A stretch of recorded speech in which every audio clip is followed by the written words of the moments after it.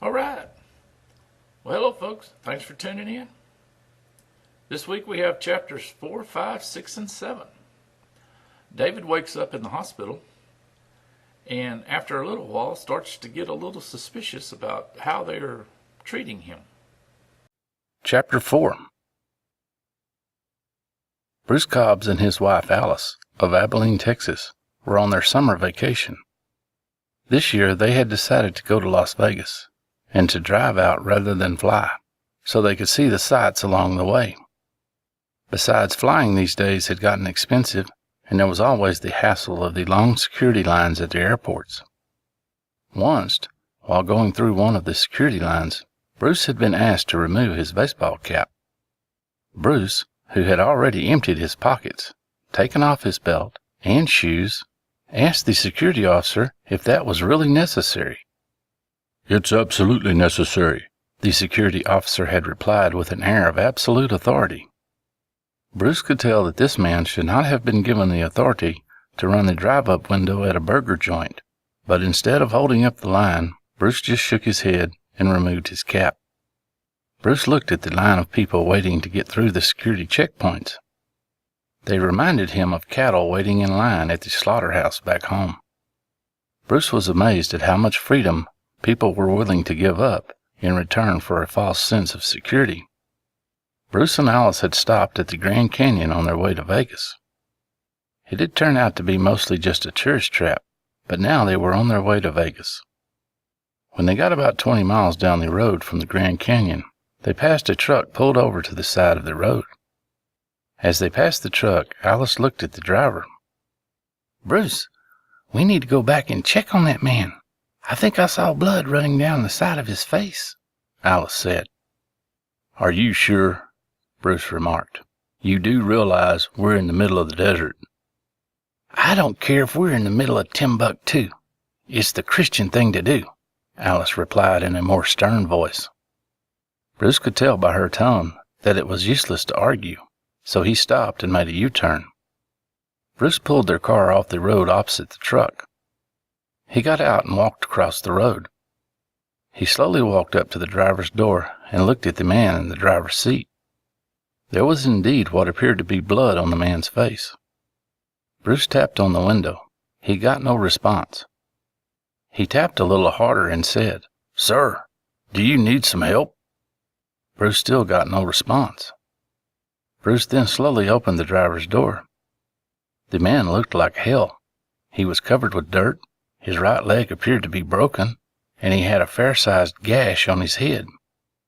Bruce gently shook the man's arm. He still got no response. Bruce looked closely and could see the man's chest slightly rising and falling. "Well, he's still alive," Bruce thought. Bruce reached and took the man's wrist. His pulse was weak and rapid, but it was at least there. "Is he all right?" Alice shouted from the car, almost causing Bruce to jump out of his skin. "He's alive. Get on the cell phone and call 911 and tell them what we found." As Alice called 911, Bruce looked closely at the man and decided he was in no immediate danger, so he decided not to move him. An hour later, a sheriff's department car showed up. After looking over the scene and talking to the Cobbs, the deputy called for a life flight helicopter. Just as the deputy was finishing taking Bruce's and Alice's statements, the helicopter arrived. They put the man on a stretcher and immediately left for the hospital. Bruce and Alice continued on their way to Vegas, hoping the man would be all right. Chapter 5. When David woke up, he looked around the room. He could tell that he was in a hospital. His leg was in a cast and slightly elevated. He could feel that his head had been bandaged. He had a pretty good lump where the rock had hit him. His leg just had a dull ache to it. David lay there trying to regain his wits and remember what had happened. In a little while, a nurse came in and noticed he was awake. "How are you feeling, Mr. Johnson?" "I got a pretty good headache, and my leg's a little sore," David replied. "Where am I?" "You're at the hospital in Kingston, Mr. Johnson. How long have I been here? You were brought in yesterday evening. How bad is my leg? The doctor will be around in a little while to talk with you. I'll tell him that you're awake. And with that, the nurse left the room. David dozed off for a while, but woke up when his door opened. This must be the doctor, he thought. A young man came into the room and introduced himself. Hello, Mr. Johnson. I'm Dr. Raffy. The man's accent was so severe, David had a hard time understanding him. Okay, let's have a look at you. The doctor felt the bandage on David's head, looked into his eyes, and looked at David's toes that were sticking out of the cast. How bad is my leg, Doc? David asked. Oh, my. Your leg was broken badly. We had to put in a couple of plates and a few screws. This really didn't sit well with David, because he had not thought his leg was broken that badly. After all, he had hobbled on it for some time while hiding the gold, but he let it slide for the time being. When do you think I can get out of here? David asked. Oh, no. It will be a while yet. How long is a while? You will need to stay in bed for at least a week, and then we will put your leg into a different cast. As the doctor was rattling on, the calculator in David's head was adding up what this little stay would cost him. When the doctor said a week, the calculator reached its limit and just began to flash red. David had insurance, but he knew it had a limit. The rest of the day David dozed on and off as the sedatives slowly worked their way out of his system. The next morning David awoke before the nurse came around. His head was still sore, but his headache had left. His leg just had a dull ache. All things considered, David thought he felt pretty good. The nurse came in with a tray and set it beside David's bed. David looked at the tray with astonishment, because on it was a cup with at least 8 pills and a large syringe filled to the top. What the hell is this? David asked. The nurse gave him a puzzled look. These are your meds, sir. Do you mind explaining to me what they're for? The nurse emptied the cup onto the tray and started separating the pills. These 2 are pain pills, these 2 are sedatives, these 2 are antibiotics, and these 3 are vitamins. And what about that huge syringe? That's for your second CAT scan later this morning. Second CAT scan? David asked alarmingly, as the calculator in his head began to flash red again. Yes, you were given one the day you were brought in, the nurse said matter-of-factly. David looked at the pills again. Which ones were the antibiotics? The nurse pointed. David picked up the 2 pills that she had indicated, then reached for his water cup. You can take the rest of these back and cancel that CAT scan, David told her. The nurse just stood there with an astonished look on her face. But sir, the doctor's orders. Is the doctor paying for any of this? Well, no. Let me explain something to you, something your younger generation has forgotten. In the United States of America, when you pay good cash money for something, that makes you the customer. That also gives you the right to refuse something you don't want. You would do well to remember this and apply it in other circumstances. The dumbfounded look on the nurse's face turned to one of anger. Clearly she was used to getting her way.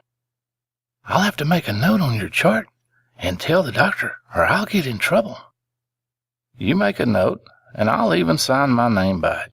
I did not intend to get you into any trouble. An hour later the doctor came in. He seemed a bit upset. What is this I hear about you refusing treatment? How do you expect me to get you well? David didn't like the tone of the man's voice, especially when he was paying for his service. You really need to have that CAT scan done, the doctor said in a condescending tone. Why? David asked.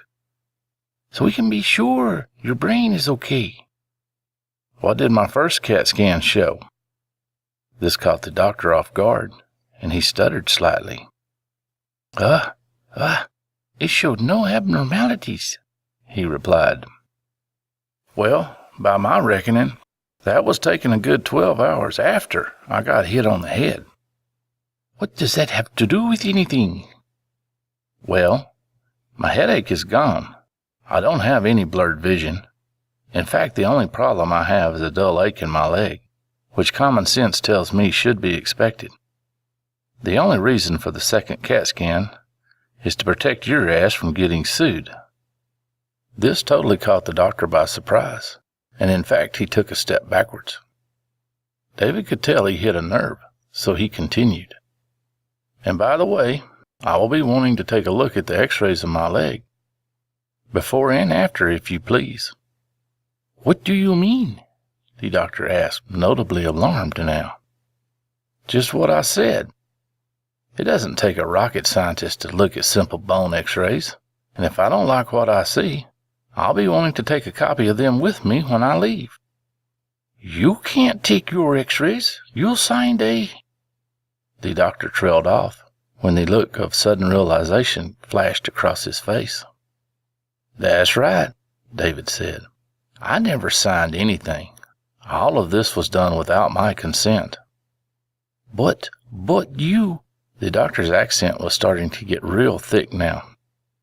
You know, David said, if I moved to another country, I would have the decency to learn the language. With this, the doctor said something David couldn't understand at all, and hurried out of the room.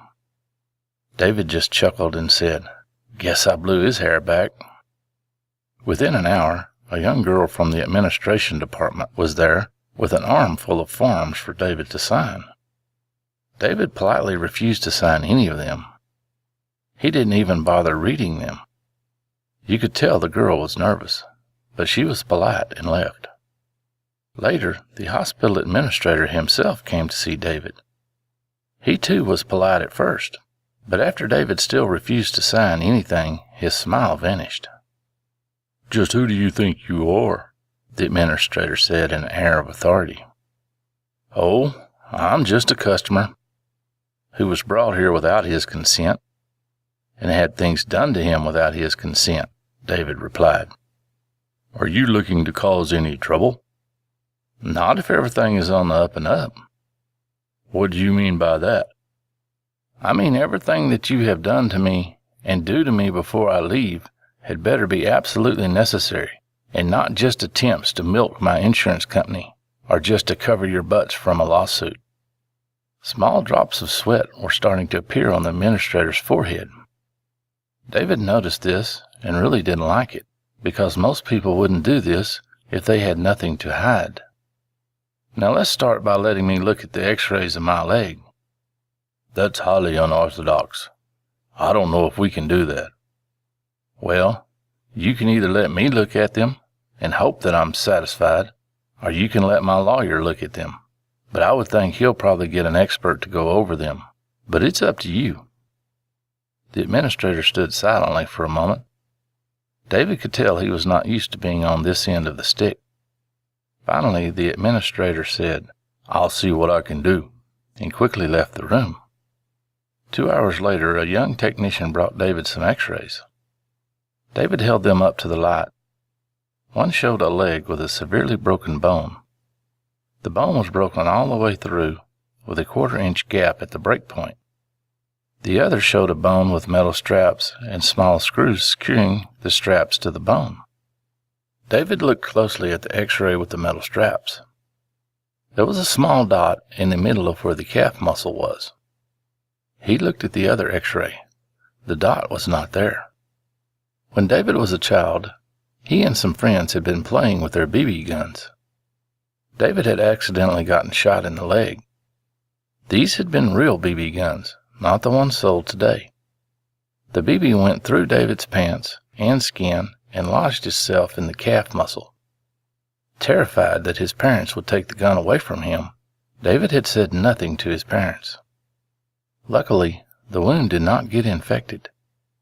David limped for about a week and told his parents that he had had a wreck on his bicycle, so the BB was never removed. David looked closely at the x-ray that showed just the broken bone. There was no dot. David didn't think that he could have hobbled around as much as he did if his leg had been broken as badly as this x-ray showed. He handed the x-rays back to the technician. "You can bring me the real x-rays now." "These are your real x-rays, sir," the technician answered. "Son, I don't know if you're in on this scam, and I really don't give a damn. Just take these to the administrator and tell him I would like the real ones." The tech was either a good poker player or innocent, because he left with a confused look on his face. Later that day, a young sheriff's deputy came to visit David. He introduced himself as Harold Reed. "I have a few questions for you," the deputy said as he got out his notebook. "Can you tell me what happened to you?" "I was prospecting on the top edge of a wash. Some rocks gave way and I fell into the wash. Some of the rocks fell on top of me after I landed." This was not too far from the truth, so David didn't have to pretend much. The deputy scribbled in his notebook. "What happened next?" "I crawled to my truck and splinted my leg as best I could. Then I started driving back to town. I don't remember anything after that." "Was anyone with you?" "No, I was alone." "Do you remember seeing anyone else in the area?" "No. This time of year is too hot for most of the weekend prospectors." "Okay, Mr. Johnson. It seems you were lucky this time, but I caution you, next time take a friend with you, or at least tell a neighbor where you're going and about what time to expect you to be back." "I'll do that, Deputy," David said. The deputy stood there a moment longer and then asked, "Why didn't you use your cell phone to call for help?" David was prepared for this question. "The cell phone service out there is real spotty. My phone is constantly switching between an Arizona tower and one in Nevada. I had no signal at the bottom of the wash." "Why didn't you call when you got down the road a bit?" "Well, to tell you the truth, I knew my leg was broken, but it didn't seem that bad, and I thought I could make it to town," David replied while putting on the most honest face he could muster. "Okay, Mr. Johnson. I think I can close my report now." "Oh, by the way, where is my truck?" David asked. "Let's see. It's in my report. Yes, here it is. Midnight Towing came and took your truck to their impound yard." "Thank you, Deputy." "Hope you get well soon, and be careful out there. Remember, it is the desert." "Thank you again, Deputy. I'll remember that." With that, the deputy left. No one else bothered David the rest of the day except to bring him lunch and dinner and more of the antibiotics. Chapter 6. The next day an orderly came in with a gurney on wheels. "Where are we going?" David asked. "I guess they're going to put you in a different cast today," the orderly answered. So much for the week in bed, David thought. David was wheeled to a large room with a lot of equipment. There were 2 technicians staffing the room. As one cut David's cast off, the other mixed up a new batch of plaster. When the cast came off, David looked at his leg.